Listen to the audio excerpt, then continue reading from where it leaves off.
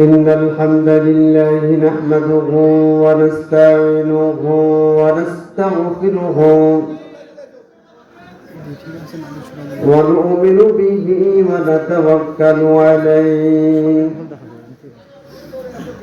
ونعوذ بالله من شرور أنفسنا ومن سيئات أعمالنا من يهد الله فلا مضل له ومن يضلل فلا هادي له ونشهد أن لا إله إلا الله وحده لا شريك له ونشهد أن سيدنا وسندنا وحبيبنا ومولانا محمدا عبده ورسوله الذي أرسله بالحق بشيرا ونذيرا وداعيا إلى الله بإذنه وسراجا منيرا فقد قال الله تعالى في كلامه المجيد وفرقانه الحميد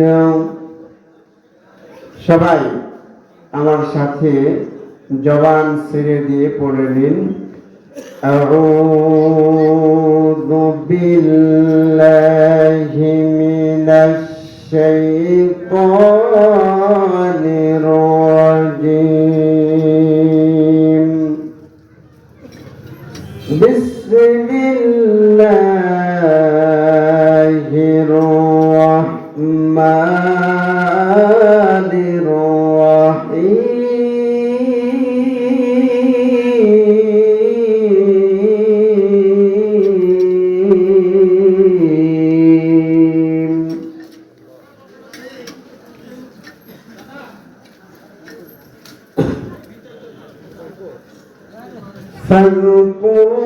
فاذكروني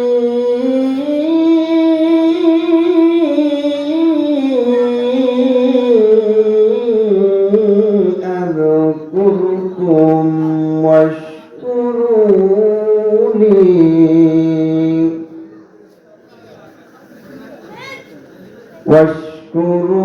واشكروني ولا تكفرون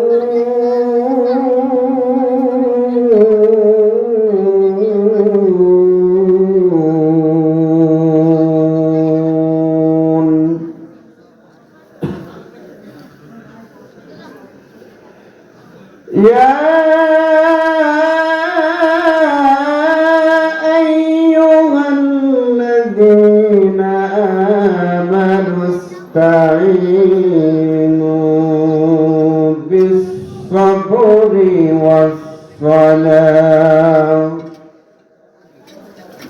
إن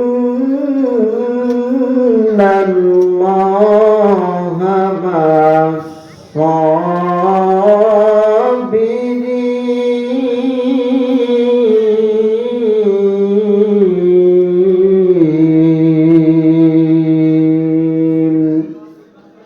صدقت يا رب العالمين.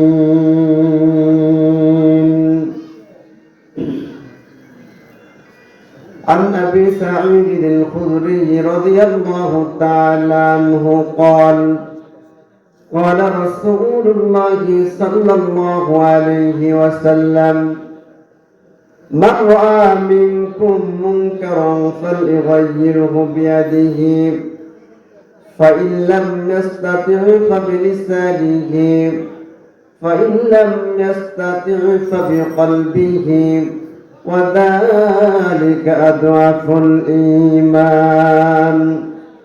رواه مسلم. وعن أبي هريرة رضي الله تعالى عنه قال قال رسول الله صلى الله عليه وسلم أكثروا ذكر هذه اللذات الموت رواه ابن ماجه. وقال تعالى في شان حبيبي إن الله وملائكته يصلون على النبي يا أيها الذين آمنوا صلوا عليه وسلموا تسليما. আমার সঙ্গে পড়ুন اللهم صل على محمد وعلى آل محمد كما صليت على إبراهيم وعلى آل إبراهيم إنك حميد مجيد. اللهم بارك على محمد وعلى آل محمد كما باركت على إبراهيم وعلى آل إبراهيم إنك حميد مجيد. ذكرى رسول الله রওজা পাকের কিনারে আমি কেঁদে কেঁদে হই গো সারা ধন্য করো দিদারে আমি সহিতে পারি না বিরহ জ্বালা ধন্য করো আমারে দুই সাথীকে পাশে নিয়ে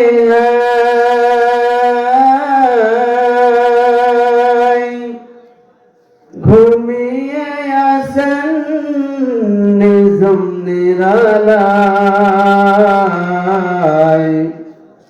সারা দাও রাসূলুল্লাহ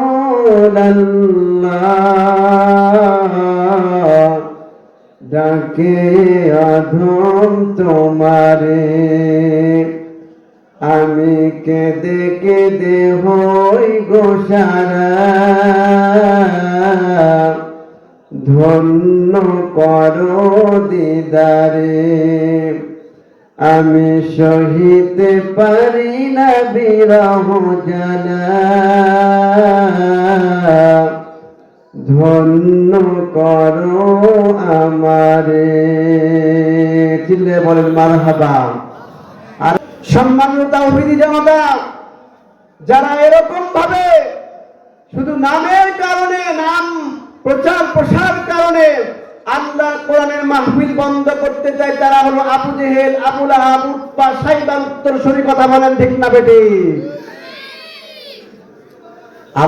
আবু জেহেলের কাজই ছিল, আবু লাহাবে, উতবা, সাইবার কাজ ছিল যে তাদের মতামত, তাদেরটা প্রচার হোক, কোরআনেরটা পিছনে থাক। কথা বলেন ঠিক না বেঠিক? কোরআন তারা প্রচার হতে দেয়নি, সবসময় বাধা দিত। কথা বলেন ঠিক না বেঠিক?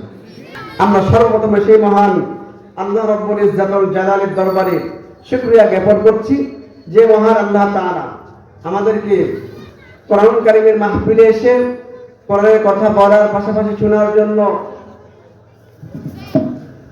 সুযোগ করে দিলেন। সেই মহান মনিবের দরবারে কৃতজ্ঞতা জ্ঞাপন করছি। সকলেই বলছি আলহামদুলিল্লাহ। আমি কি গোরস্থানের কথা বলছি? কি ব্যাপার, মনে হচ্ছে যে গোরস্থান। গোরস্থানে জীবিত মানুষ থাকে না মৃত মানুষ থাকে? মৃত। আপনারা জীবিত না মৃত? কথা বলেন। হাই আল্লাহ, না বাড়ি থেকে বলে দিয়েছে কথা বলবেন না। প্রতিজ্ঞা করে আসছেন নাকি যতই বক্তা যতই কথা বলার চেষ্টা করুন, কথা আমরা বলবো না, কথা আমরা বলবো না, এরকম নাকি? আওয়াজ দিচ্ছেন না কেন? আওয়াজ দেবেন। আল্লাহর শুকরিয়া আদায় করে আল্লাহ খুশি হন না বেজার হন? খুশি হন। এই জন্য আল্লাহকে খুশি করতে হলে আমাদের কৃতজ্ঞতা জ্ঞাপন করার দরকার আছে না নাই? সুতরাং আমরা সকলে আবারও শ্রদ্ধা বিনয়ের কণ্ঠে বলি আলহামদুলিল্লাহ। অতঃপর অসংখ্য দরুদ ও সালাম বর্ষিত হোক মানবতার মহান শিক্ষক, নির্যাতিত নিপীড়িত পথহারা মানুষের কল্যাণের দিশারি, মুক্তির দিশারি বিশ্ব নবী সরওয়ারে কায়নাত আহমদ মুজতবা মুহাম্মদ মুস্তাফা, তার উপর দরুদ পড়ছি। সকলেই বলছি সাল্লাল্লাহু আলাইহি ওয়াসাল্লাম। সম্মানিত তাওহীদি জনতা, আল্লাহ পাকের নিকট চারটা জিনিস রহমত আমাদের জন্য, আল্লাহর পক্ষ থেকে চারটি রহমত, যেগুলো আমরা অপছন্দ করি, পছন্দ করি না, করতে চাই না। কয়টা রহমত? চারটা। এক নম্বর হলো কন্যা সন্তান। এক নম্বর রহমত হলো কি? কন্যা সন্তান। দুই নম্বর হলো মেহমান। মেহমান আসলে কিছু কিছু লোকের মুখ কালো হয়ে যায়, কথা বলে ঠিক না বেঠিক? তিন নম্বর হলো বৃষ্টি। বেশি বৃষ্টি হলেও আমাদের ভালো লাগে না, কি বলে ঠিক না বেঠিক? এটা আল্লাহর রহমত। চার নম্বর হলো রোগ ব্যাধি। রোগ ব্যাধি হলে শোনা যায় যে আমি তো কোনো পাপ করিনি, বলেন নাউজুবিল্লাহ। তা আমার এত জ্বর হওয়া লাগে কেন, এত অসুখ হওয়া লাগে কেন? নবী রাসূলুল্লাহ আদৌ কোনো পাপ করেছেন? কথা বলেন, পাপ করেছেন? করেন নাই। কিন্তু রোগ ব্যাধি হচ্ছে আল্লাহর রহমত। আল্লাহ নবী বলেন, কোন মানুষের যদি, কোন বান্দার যদি ছোট্ট একটা পিঁপড়াও যদি কামড় দেয়, ওই পিঁপড়ার কামড়ের কারণে যে আঘাত পায়, আল্লাহ পাক রব্বুল আলামিন সেই আঘাতের বদলেতে তার সগীরা গুনাহ মাফ করে দেন। রোগ ব্যাধি আল্লাহর রহমত, এগুলো আমরা অপছন্দ করি। আর যে চারটা জিনিস আল্লাহর গজব, রহমত না গজব, সেগুলো আমরা পছন্দ করি। এক নাম্বার হলো সুদ। সমাজে সুদ আছে না? মনে হয় আরেক পুরুষ সুদ খায় না, কি বলেন ঠিক না বেঠিক? আছে, সুদ আছে এখানেও। এটা আল্লাহর গজব। আল্লাহ সুদকে হারাম করেছে, ব্যবসাকে হারাম করেছেন, কি বলেন ঠিক না বেঠিক? সুতরাং কোন সুদখোর জান্নাতে যেতে পারবে না, কথা বলেন ঠিক না বেঠিক? দুই নাম্বার হলো মিথ্যা। আমরা মিথ্যা কথা বলি। মিথ্যা কথা বলার কারণে বান্দার আমল আল্লাহর দরবারে গ্রহণযোগ্য হয় না, কথা বলেন ঠিক না বেঠিক? এগুলো আল্লাহর গজব। তিন নাম্বার হলো গীবত। গীবতের ছড়াছড়ি। এই যে আপনারা মাহফিলে বসে আছেন, বাইরে দেখেন দোকানপাটে কত মানুষ সমালোচনা করতেছে, কি বলেন ঠিক না বেঠিক? তারা মনে করতেছে যে আমরা মাহফিলে না গিয়ে এই যে সমালোচনা করতেছে, লোকজন হয়নি, ওরা মাহফিল করেছে, আয়োজন করেছে, আমরাই সফল, ওরাই বিফল, এরকম আলোচনা অনেকেই করতেছে, কি বলেন ঠিক না বেঠিক? আবু জেহেলরাও ছিল এরকম। আবু জেহেলরা ছিল কিরকম? তাদের অবস্থা এরকম ছিল, তারা যাতে কোরআন কারীমের মাহফিল না হয়, কোরআন কারীমের মাহফিল শুনতে না যেতে পারে, এই জন্য তারা যে কথা বলেছিল আল্লাহ পাক রব্বুল আলামিন কোরআনুল কারীমের মধ্যে কোট করে দিয়েছেন, وقال الذين كفروا لا تسمعوا لهذا القرآن والغوا فيه لعلكم تغلبون।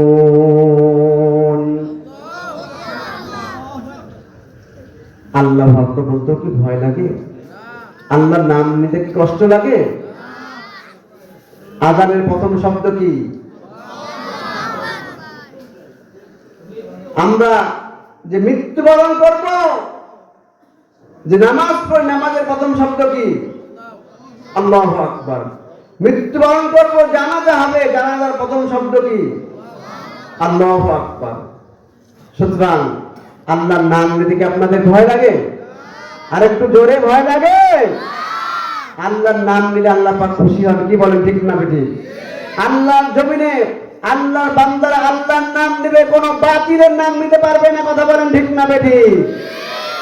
কারণ আল্লাহ পাক রব্বুল আলামিন পৃথিবীতে সৃষ্টি করেছেন, পৃথিবীকে, গোটা পৃথিবী আমাদের জন্য আল্লাহ পাক বিছানা স্বরূপ করে দিয়েছেন। এত সুন্দর পৃথিবী আমাদের জন্য দিয়েছেন।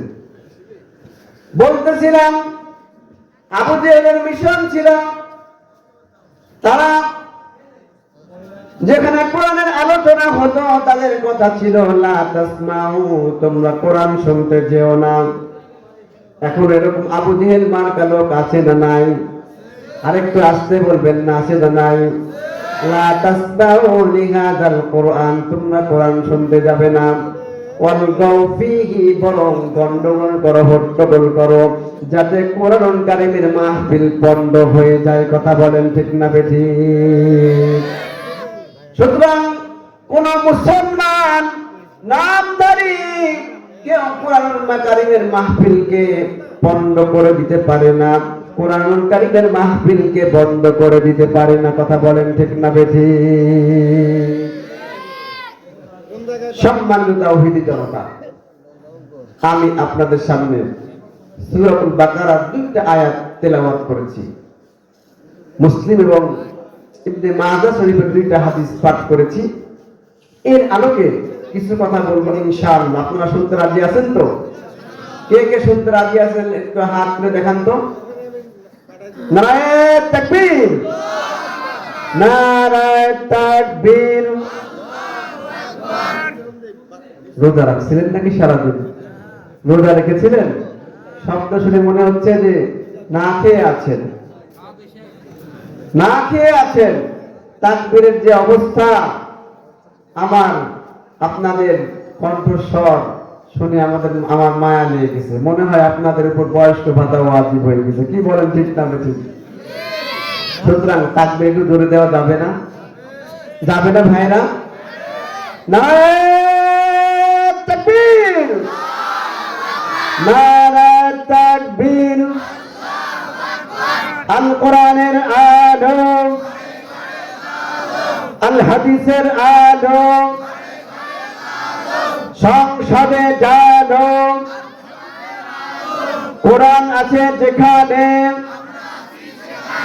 কোরআন নেই যেখানে, সুদ ঘুষ যেখানে, নারায়ে তাকবীর। আলহামদুলিল্লাহ, আল্লাহ পাক কবুল করে দিন। সকলেই বলুন আল্লাহুম্মা আমিন। চলুন আমরা আলোচনায় ফিরে যাই। আমরা যারা পারি আমার সামনে ঠুক মেরে আপনারাও তেলাওয়াত করুন। আউযু বিল্লাহি মিনাশ শাইতানির রাজীম। বিসমিল্লাহির রাহমানির রাহিম। ফাযকুরুনি আযকুরকুম ওয়াশকুরু লি ওয়ালা তাকফুরুন।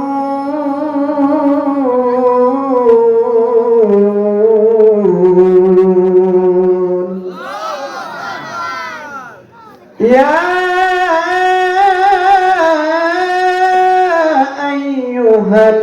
আইয়ুহাল্লাযীনা আমানু ইসতাঈনু বিস-সাবরি ওয়াস-সালাহ।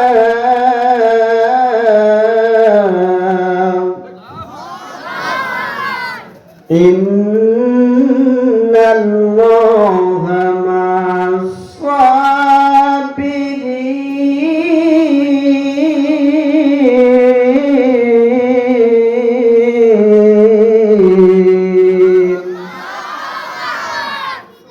সাদাকাতা ইয়া রাব্বানা। বিতাড়িত মারদুদ শয়তান হতে আল্লাহর নিকট আশ্রয় চাচ্ছি। পরম করুণাময় ও অসীম দয়ালু আল্লাহর নামে শুরু করছি। আল্লাহ পাক বলেন, ফাযকুরুনি, তোমরা আমাকে স্মরণ করো। আমরা কাকে স্মরণ করব? আমাদের সৃষ্টি করেছেন কে? এই আকাশ কার? বাতাস কার? আইন চলবে কার? তাহলে আমরা কাকে স্মরণ করব? আল্লাহ। আল্লাহ পাক বলতেছেন, ফাযকুরুনি, তোমরা আমাকে স্মরণ করো।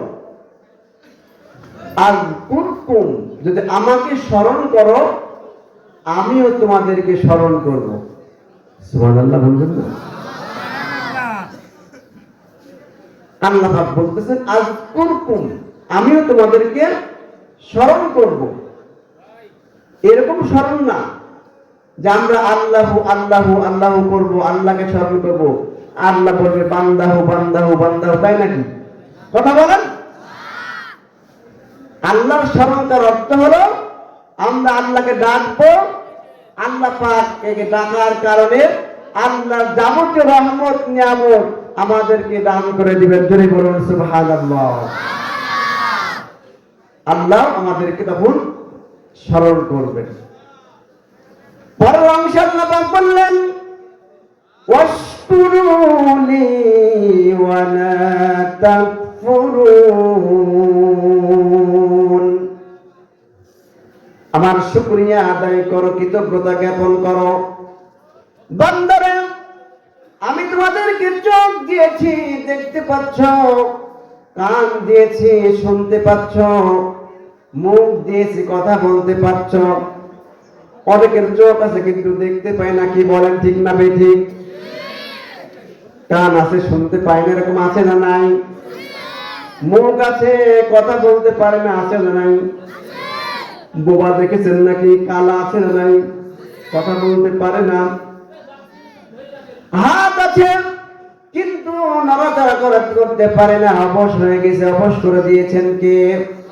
আরেকটু আসতে বলবেন নাকি? হাত দিয়েছি, আল্লাহ পাক বলতেছেন চলাফেরা করতে পারছো, কাজ করতে পারছো। পা দিয়েছি, পা দিয়ে হেঁটে হেঁটে বিভিন্ন জায়গায় যেতে পারতেছো। বান্দারে, ডানে তাকাও দেখতে পাবে আমার নিয়ামত, বামে তাকাও দেখতে পাবে আমার নিয়ামত, সামনে তাকাও দেখতে পাবে আমার নিয়ামত, পেছনে তাকাও দেখতে পাবে আমার নিয়ামত।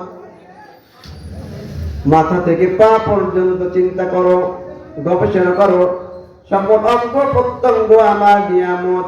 সুতরাং কিয়ামত পর্যন্ত যদি এই নিয়ামতের শুকরিয়া আদায় করো, ওয়া ইন তাউদ্দু নি'মাতাল্লাহি লা তুহসুহা। বান্দারে, কিয়ামত পর্যন্ত যদি আমার নিয়ামতের শুকরিয়া আদায় করতে থাকো, কিয়ামত হয়ে যাবে তবু আমার নিয়ামতের শুকরিয়া আদায় করার চেষ্টা হবে না। কত নিয়ামত, যেদিকে তাকায় সেদিকে কার নিয়ামত? মিললে আঁকি কত দেখি, নিয়ামতে ভরা এই পৃথিবী। তুমি রহমান, তুমি মেহেরবান, প্রশংসা শুধু তোমারই। প্রশংসা হবে কার? আরেকটু আসতে বলবেন না, কার? তুমি রহমান, তুমি মেহেরবান, প্রশংসা শুধু তোমারই। যেদিকে তাকাই মন ভরে না, নিয়ামত দেখে তো শেষ হয় না। যেদিকে তাকাই মন ভরে না, নিয়ামত দেখে তো শেষ হয় না। সবুজ শ্যামল শস্য ফসল, সবুজ শ্যামল শস্য ফসল, ভরে দিয়েছ এই পৃথিবী, তুমি রহমান তুমি মেহেরবান, প্রশংসা শুধু তোমারি। তুমি রহমান তুমি মেহেরবান, প্রশংসা শুধু তোমারি। চিল্লা বলেন মারহাবা। আল্লাহ পাক বললেন ওয়াশকুরুনি, আমার কৃতজ্ঞতা জ্ঞাপন করো, ওয়ালা তাকফুরুন,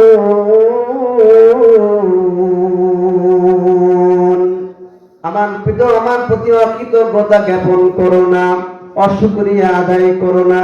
সুতরাং সকল ক্ষেত্রে জীবনের চলার পথে সকল ক্ষেত্রে শুকরিয়া আদায় করতে হবে কার? আরেকটু আসতে বলবেন না কার? আল্লাহ। তাহলে আমরা যদি আল্লাহকে স্মরণ করি, আল্লাহ পাক আমাদেরকে স্মরণ করবে। বনী ইসরাঈলের তিনজন ব্যবসায়ী ব্যবসা করার উদ্দেশ্যে হাদিস শরীফ থেকে শোনাচ্ছি, বুখারী শরীফের হাদিস 5549 নং হাদিস। ভালো করে খেয়াল করুন। এই ছেলেরা উঠছে কেন? এই বসো বসো, কেউ উঠবে না, উঠে যাবে না। তিনজন ব্যবসায়ী ব্যবসা করার জন্য পথ চলতেছে, অতিক্রম করতেছে। পথ চলতে চলতে সন্ধ্যা আগত হয়ে গেল। ভালো করে খেয়াল করুন, বুখারী শরীফের হাদিস। আল্লাহ পাককে বান্দারা স্মরণ করলে আল্লাহ পাক কিভাবে বান্দাকে স্মরণ করে এই হাদিসের মাধ্যমে জানা যাবে। আমরা জানতে চাই কি চাই না? আরেকটু আসতে বলবেন না, চাই কি চাই না? চাই। কত নাম্বার হাদিস? 5549 নং হাদিস। ভালো করে খেয়াল করবেন, বুখারী শরীফের হাদিস। তিনজন ব্যবসায়ী যখন পথ চলতে চলতে সন্ধ্যা আগত হয়ে গেল, তারা নিরাপদ আশ্রয় খুঁজতেছে রাত্রিটা কাটানোর জন্য। নিরাপদ আশ্রয় খুঁজতেছে। খুঁজতে খুঁজতে দেখা গেল একটা পাহাড়ের গুহার মধ্যে তারা ঢুকে পড়ল। তিনজনা পাহাড়ের গুহার মধ্যে ঢুকে পড়ার পরে চিন্তা করলো রাত্রিটা এখানেই কাটিয়ে দিব, সকালবেলা করে আবার আমরা বের হয়ে যাব। এমন সময় দেখা গেল পাহাড়ের মুখে একটি পাথর, বিশাল ঝড়ো হাওয়া বইতে শুরু করেছে। বিশাল বাতাসের তীব্রতা, বাতাসের বেগ। ঝড়ো হাওয়ার কারণে একটা পাহাড়ের উপর দিয়ে পাথর গড়তে গড়তে এসে ওই যে পাহাড়ের ওই যে গুহার মুখে আটকে গেল। চিল্লায় পড়েন আল্লাহু আকবার। একটা যদি মার্বেল ছুঁড়ে দেন, মার্বেল গুলি বুঝেন তো, ছুঁড়ে দিলে যেখানে ঢালু সেখানে আটকে যাবে না, সেখান থেকে আর উঠবে না। তো এই পাথরটা গড়তে গড়তে এসে মুখ পেয়েছে, গুহার মুখ ঢালু পেয়েছে, মুখের মধ্যে আটকে গেল। বনী ইসরাঈলের তিনজন ব্যবসায়ী পাথরটা আটকানোর পরে যখন তারা নিরাপদ আশ্রয়ের জন্য গুহার মধ্যে ঢুকেছিল, কিন্তু নিরাপদে থাকলো না, বিপদে পড়লো। কথা বলেন, নিরাপদে থাকলো না, বিপদে পড়লো। বিপদে পড়লে আমরা কার কথা বেশি স্মরণ করি? আল্লাহর কথা স্মরণ করি। আল্লাহ বিপদ থেকে উদ্ধার করলে সে আল্লাহকে আমরা ভুলে যাই। কথা বলেন ঠিক না বেঠিক? যে আল্লাহ চোখ দিল, কান দিল, মুখ দিল, হাত দিল, পা দিল, বড় বড় সম্পদ দিল, সম্মান দিল, নেতা বানালো, সে আল্লাহকে অস্বীকার করে। কথা বলেন ঠিক না বেঠিক? বরং সে আল্লাহর কোরআন কারীমের মাহফিলে 144 জারি করে। কথা বলেন ঠিক না বেঠিক? সুতরাং যে আল্লাহর কোরআনের মাহফিলে 144 জারি করে তারা আল্লাহর বান্দা হতে পারে না। কথা বলেন ঠিক না বেঠিক? আর যারা কনসার্টের মঞ্চেও যায়, আবার কোরআনের মাহফিলেও যায়, তারা প্রকৃত মুসলমান হতে পারে না। কথা বলেন ঠিক না বেঠিক? তারা শুধু তাদের নেতৃত্ব প্রসার করার জন্য, জাহির করার জন্য সুদ ঘুষের সঙ্গে জড়িত থাকে, তারা আল্লাহর কোরআনকে বাধা দেওয়ার জন্য তারা চলে। কথা বলেন ঠিক না বেঠিক? এরকম আমাদের সমাজে আছে না নাই? আপনাদের এখানে আছে? আশা করি আপনাদের এখানে নেই। আল্লাহ পাক আপনাদের আরিফপুরবাসীকে কবুল করুন, সকলেই বলুন আল্লাহুম্মা আমিন। তার তিনজন ব্যবসায়ী নিরাপদে পড়লো না বিপদে পড়লো? তাহলে নিরাপদ না থেকে বিপদে পড়ে গেল। বিপদে পড়লে আমরা আল্লাহর কথা স্মরণ করি।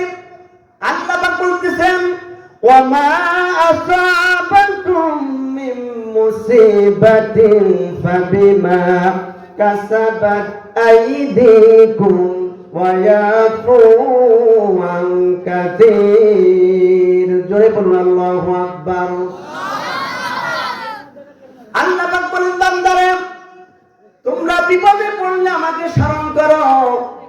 আমি শুধু তোমরা বিপদে পড়লে আমাকে স্মরণ করো, কিন্তু আমি আল্লাহ সব সময় তোমাদের জন্য আছি।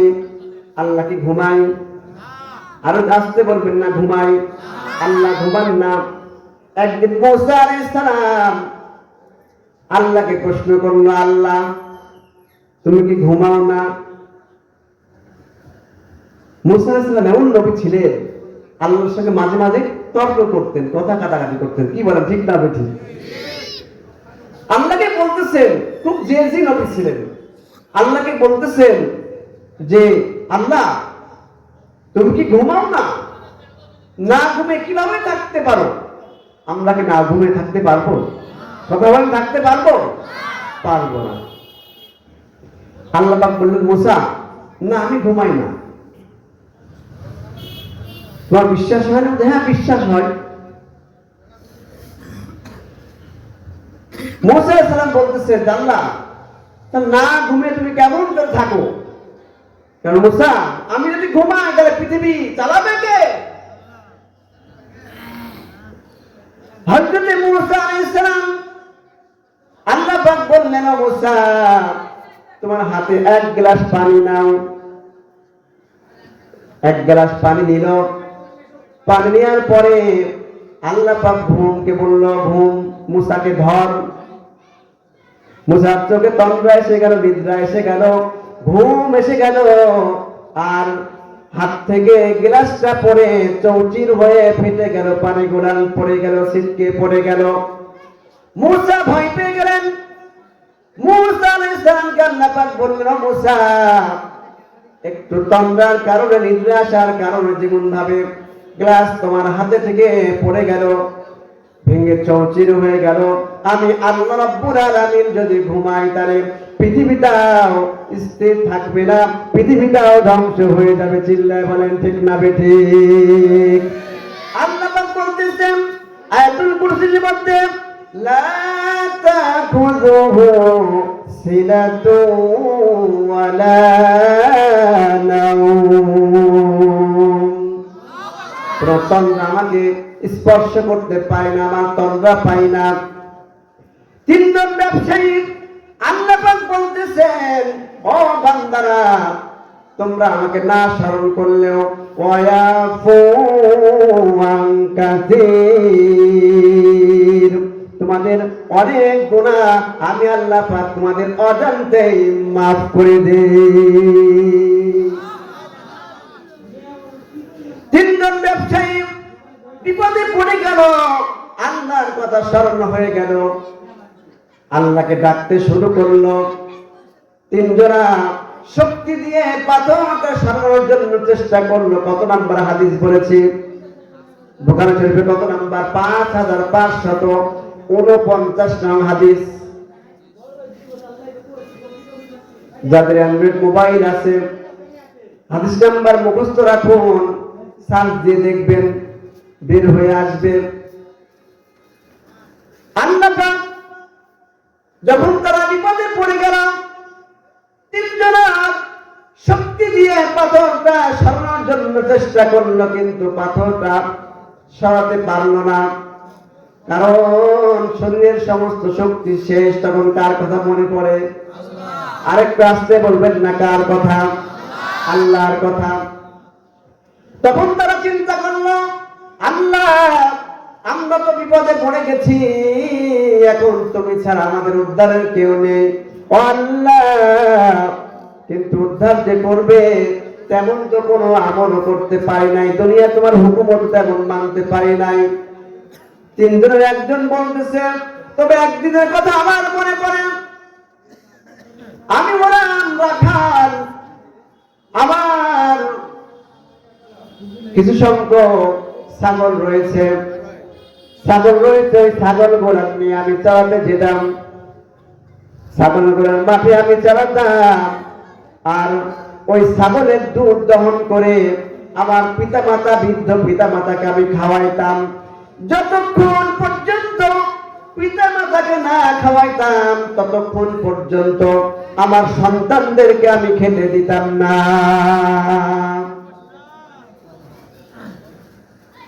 আল্লাহকে স্মরণ করতেছে, বলতেছে আল্লাহ আমি বললাম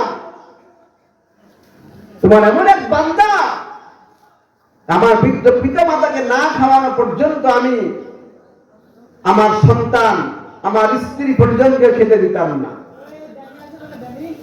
একজনই ছাগল গোড়ান চালাতে যাওয়ার পরে, মাঠে নিয়ে যাওয়ার পরে অনেক দূরে চলে গেল, ছাগল গোড়ান খুঁজে আনতে আনতে অনেক রাত্রি হয়ে গেল। বাড়িতে এসে দুধ দহন করলো। দুধ দহন করার পরে পিতা মাতার ঘরে গেল দুধ খাওয়ানোর জন্য, পিতা মাতাকে দুধ দেওয়ার জন্য। কিন্তু গিয়ে দেখতে পেল পিতা মাতা ঘুমিয়ে পড়েছে, এদিকে সন্তান, স্ত্রী, দাসী তারা বলতেছে আপনার বাবা মা তো ঘুমিয়ে পড়েছে। তারা খাওয়ার জন্য ক্ষুধার জ্বালায় ছটফট করতেছে, কিন্তু আমি আমার সন্তান, আমার স্ত্রীদেরকে খেতে না দিয়ে পিতা মাতার জন্য ওই দুধের গ্লাসটা হাতে নিয়ে অপেক্ষা করলাম। না জানি কোন সময় আমার বৃদ্ধ বাবা মায়ের ঘুম ভেঙে যাবে, ক্ষুধা লেগেছে, কখন খেতে দিব। যতক্ষণ পর্যন্ত ঘুম না ভাঙবে ততক্ষণ পর্যন্ত আমি দাঁড়িয়ে থাকবো দুধের পেয়ালা নিয়ে, দুধের কাপ নিয়ে, গ্লাস নিয়ে। দেখা গেল দাঁড়িয়ে থাকতে থাকতে হাদিস শরীফে এসেছে আমার সন্তানরা আমার পায়ের কাছে এসে কান্নাকাটি শুরু করলো, আব্বা খেতে দাও। স্ত্রী বলল খেতে দাও, কিন্তু আমি আমার সন্তান স্ত্রীদের খেতে না দিয়ে দুধের পেয়ালা নিয়ে হাতে দাঁড়িয়ে রইলাম। না জানি কোন সময় আমার বাবা মায়ের ঘুম ভাঙবে, সেই সময় তাদেরকে খাওয়াবো। দেখা গেল দাঁড়িয়ে থাকতে থাকতে ফজর নামাজ হয়ে গেল, ভোরবেলা হয়ে গেল, আমার পিতা মাতা ঘুম ভেঙে গেল। ঘুম ভেঙে যাওয়ার পরে দেখলো আমি তাদের মাথার কাছে দাঁড়িয়ে আছি দুধের পেয়ালা নিয়ে দাঁড়িয়ে আছে। ওই ব্যক্তি বলতেছেন, আমার বাবা মা যখন বলল ও বাবা কি ব্যাপার তুমি এখানে দাঁড়িয়ে আছো কেন? আমার পিতা মাতা আমি বললাম আব্বা জান ও আম্মা জান, আমার দেরি হয়ে গেছে, আপনাদেরকে খেতে দিতে দেরি হয়ে গেছে, কারণ ছাগলগুলো অনেক দূরে চলে গিয়েছে, রাস্তা অনেক রাত্রি হয়ে গেছে, আপনারা ঘুমিয়ে পড়েছেন, আপনাদেরকে সময় মতো আমি খেতে দিতে পারি নাই, কারণ আপনারা ঘুমিয়ে পড়েছিলেন, এই জন্য দুধের পেয়ালা নিয়ে দাঁড়িয়ে আছি, দয়া করে দুধটুকু আপনারা খেয়ে দিন। জোরে বলুন সুবহানাল্লাহ। পিতা মাতা দুধটুকু খেলেন, খাবার পরে সন্তানের জন্য দোয়া করলেন, আল্লাহ আমার সন্তান আমাদের মুখে হাসি ফোটানোর জন্য এত কষ্ট করলো, এত কষ্ট করে সারাটি রাত দাঁড়িয়েছিল, ও আল্লাহ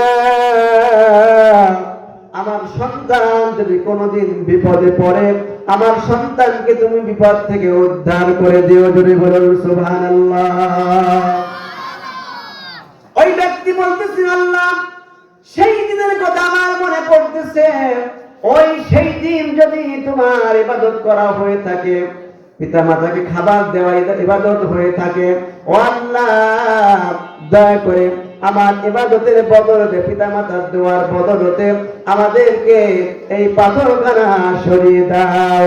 দেখা গেল এই কথা বলার সঙ্গে সঙ্গে পাথরখানা একটু সরে গেল। চিল্লায় বলেন সুবহানাল্লাহ। একটু সরে গেল। তা আল্লাহকে ডাকলে আল্লাহ শোনেন কি শোনেন না?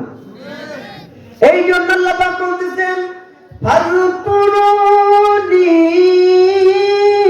আযকুরুকুম, বান্দারে তোমরা আমাকে ডাকো আমিও তোমাদেরকে ডাকবো, স্মরণ করবো। জোরে বলুন সুবহানাল্লাহ। বান্দা তোমরা যদি আমার দিকে অর্ধ হাত এগিয়ে আসো, আমি আল্লাহ পাক তোমাদের জন্য এক হাত এগিয়ে যাব। ও আল্লাহর বান্দারা তোমরা যদি আমার দিকে এক হাত অগ্রসর হও, আমি দুই হাত অগ্রসর হয়ে যাব। আর তোমরা যদি আমার দিকে হেঁটে হেঁটে আসো, আমি আল্লাহর রহমত তোমার দিকে দৌড়াতে দৌড়াতে যাবে। জোরে বলুন সুবহানাল্লাহ। একটু জিকির করুন লা ইলাহা ইল্লাল্লাহ, জোরে লা ইলাহা ইল্লাল্লাহ।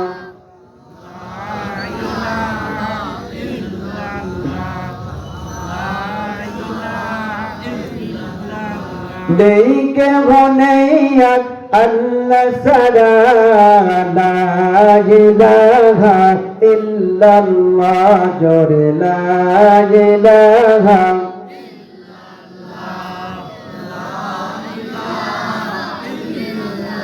আকাশের মালিক যেই আল্লাহ, জমিনের মালিক সেই আল্লাহ, লা ইলাহা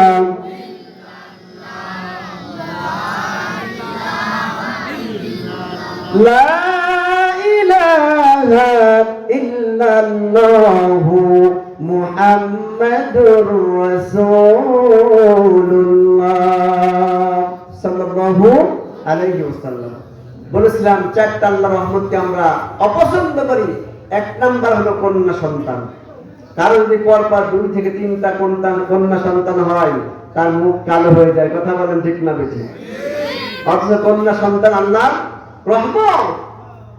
হযরত মূসা আলাইহিস সালাম আল্লাহকে প্রশ্ন করলেন, আল্লাহ তুমি যখন খুশি হও তখন কি করো? মূসা আলাইহিস সালাম বলতেছে, তুমি যখন খুশি হও তখন কি করো? আল্লাহ পাক বলতেছেন, বৃষ্টি দেই। সুবহানাল্লাহ বলবেন না? আমি যখন খুশি হই তখন বৃষ্টি দেই। মূসা আলাইহিস সালাম বলতেছেন এরপরে যে একটু বেশি খুশি হলে কি করো? তখন বললেন, আমি বান্দার বাসায় মেহমান পাঠাই। জোরে বলুন সুবহানাল্লাহ।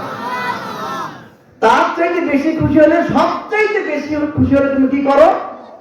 আল্লাহ পাক বলতেছে, আমি বান্দার ঘরে কন্যা সন্তান পাঠাই। আরেকটু জোরে বলেন না সুবহানাল্লাহ। কন্যা সন্তান আল্লাহর রহমত। কি বলেন ঠিক না বেঠিক?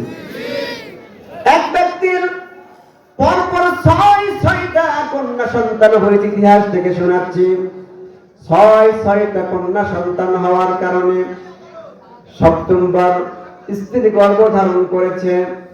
গর্ভধারণ করার জন্য স্ত্রীরা যখন সন্তান প্রসব করার জন্য সময় হয়ে যায়, মায়ের বাড়িতে যায়। কথা বলেন ঠিক না বেঠিক? মায়ের বাড়িতে যাওয়ার সময় হলো, স্বামীর কাছে বিদায় নিতে চলেছে স্ত্রী। স্বামী বলতেছে, এবার যদি পুত্র সন্তান না হয় তোমার পেট তো পচা। জোরে বলুন নাউজুবিল্লাহ। কন্যা সন্তান দেওয়ার মালিককে, পুত্র সন্তান দেওয়ার মালিককে, ভালো মন্দ করার মালিককে, আবার না দেওয়ার মালিককে। সুতরাং দোষ কার? দোষ কার?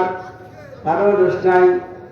কারণ আল্লাহ পাক কাউকে দিয়ে খুশি করেন, আবার কাউকে না দিয়ে খুশি করেন। কথা বলেন ঠিক না বেঠিক?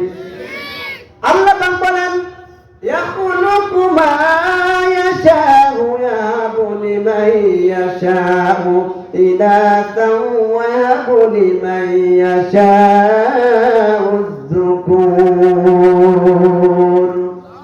আল্লাহ পাক বলেন, আমি কাউকে কন্যা দিয়ে খুশি করি, আবার কাউকে পুত্র সন্তান দিয়ে খুশি করি, আবার কাউকে না দিয়েও পরীক্ষা করি। কথা বলেন ঠিক না বেঠিক?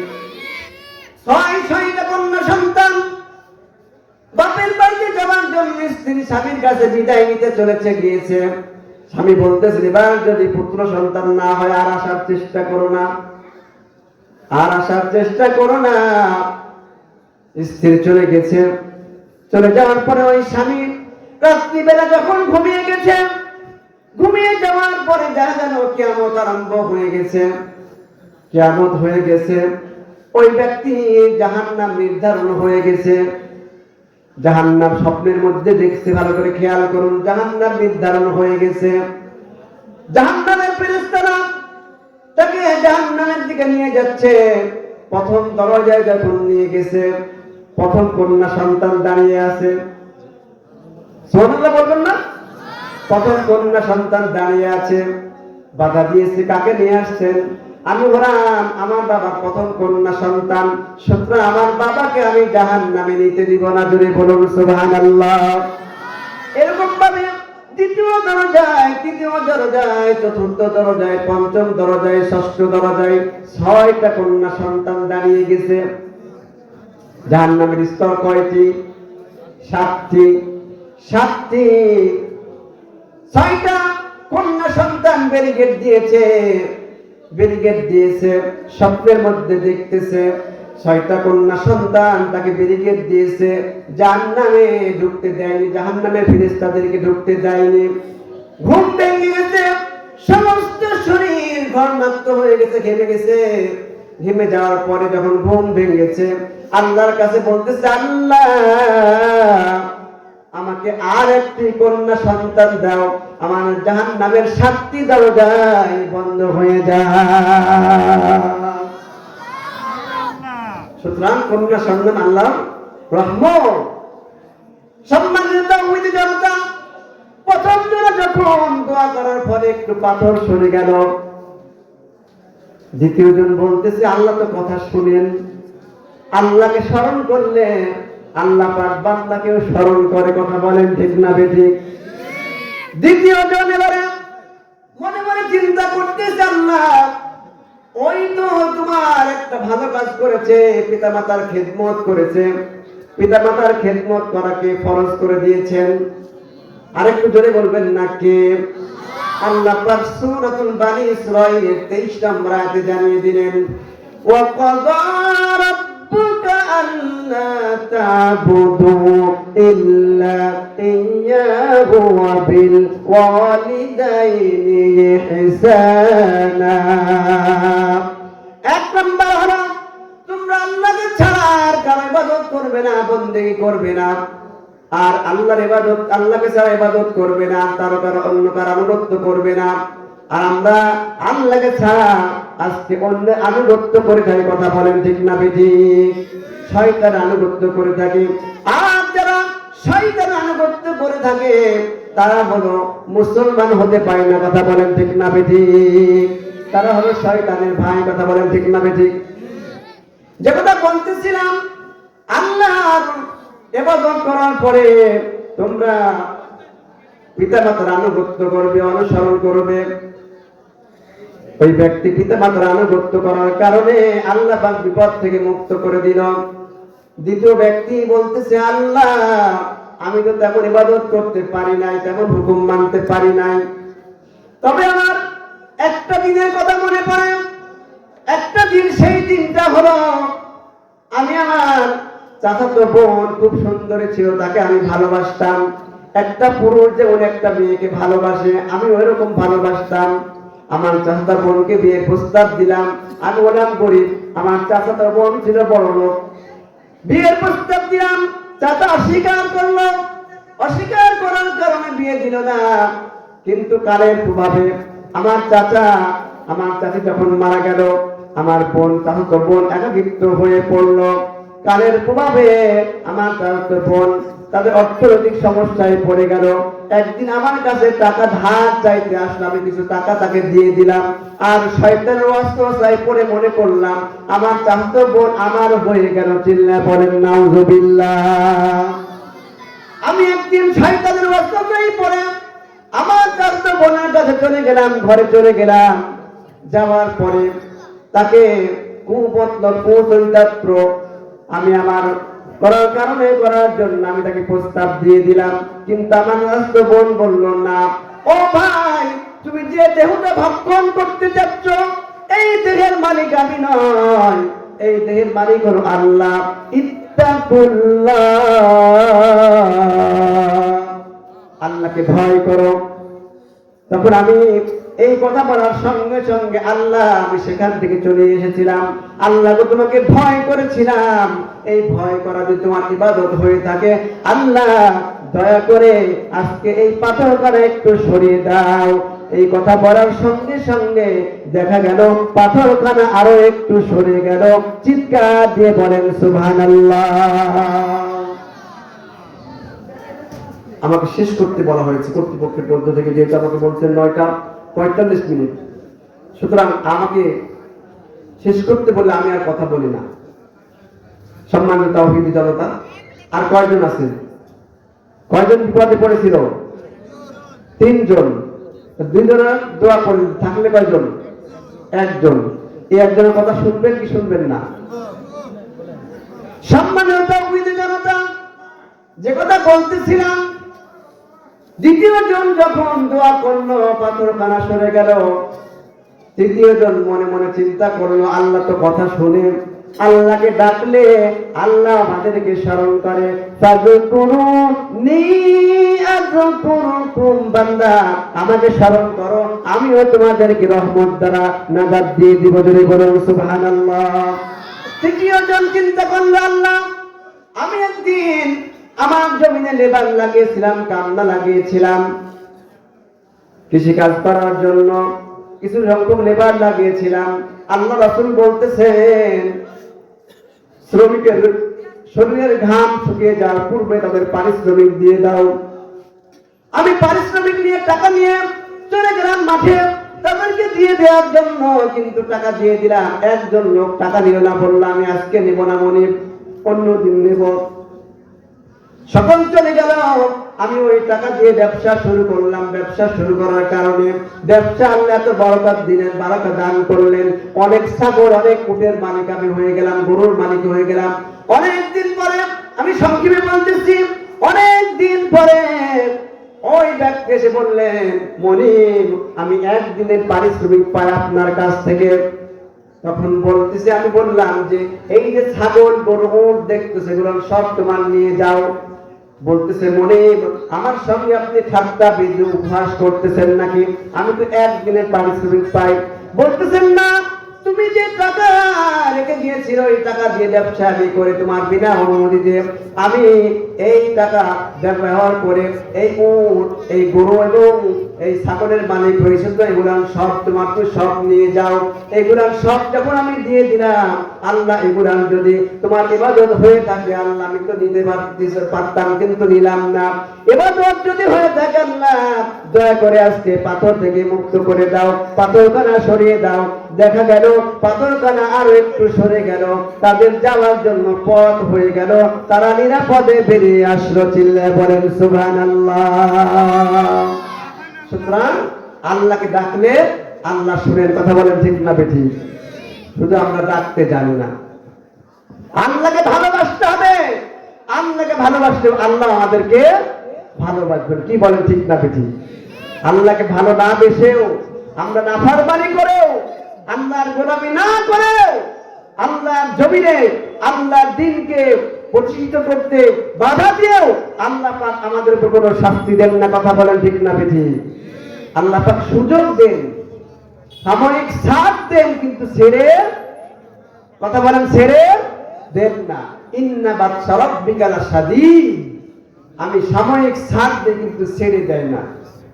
সম্মানিত মুসল্লি, তাওহীদি জনতা, যেহেতু আমাকে শেষ করতে বলা হয়েছে, আমি একটি আয়াতের একটা অংশ কেবলই আপনাদের শুনিয়েছি। আরো একটা আয়াতের দ্বিতীয় অংশ আছে, আরো একটা আয়াত আছে। এই আয়াতের আলোকে আলোচনা করতে গেলে অনেক সময়ের প্রয়োজন। যেহেতু আমাকে শেষ করতে বলা হয়েছে, আমি যতটুকু কথা বললাম, আল্লাহ পাক আমাকে সহ আপনাদের সবাইকে আমল করার তৌফিক দান করুন। সকলেই বলুন আল্লাহুম্মা আমিন। বিশেষ করে আমরা যারা কোরআন শুনতে এসেছি, কোরআন প্রেমী সম্মানিত তাওহীদি জনতা, এই কোরআনুল কারীম একদিন আপনার আমার পক্ষে কথা বলে জান্নাতে নিয়ে যাবে। আমার এই কোরআনুল কারীম আপনার আমার পক্ষে বিপক্ষে কথা বলে জাহান্নামে নিয়ে যাবে। সুতরাং আমরা জান্নাতে যেতে চাই না জাহান্নামে যেতে চাই? কথা বলেন, জান্নাতে। সুতরাং কোরআনকে পক্ষে পেতে হলে কোরআনের পক্ষে থাকতে হবে কি হবে না, কথা বলেন ঠিক না বেটি? কোরআনের পক্ষে থাকতে হবে। কোরআনের আইনকে আল্লাহর জমিনে বাস্তবায়ন করার জন্য জান দিতে হবে, মাল দিতে হবে, জীবন দিতে হবে, রক্ত দিতে হবে, প্রাণ দিতে হবে, কথা বলেন ঠিক না বেটি? কারা কারা আল্লাহর জমিনে আল্লাহর দ্বীনকে বাস্তবায়ন করার জন্য প্রাণ দিতে, রক্ত দিতে রাজি আছেন? হাত তুলে দেখান। নারায়ে তাকবীর, নারায়ে তাকবীর। আল কোরআনের আলো, আল হাদিসের আলো। কোরআন আছে যেখানে, কোরআন নেই যেখানে, দুর্নীতি আছে যেখানে, চাঁদাবাজি আছে যেখানে, নারায়ে তাকবীর। আলহামদুলিল্লাহ। আল্লাহ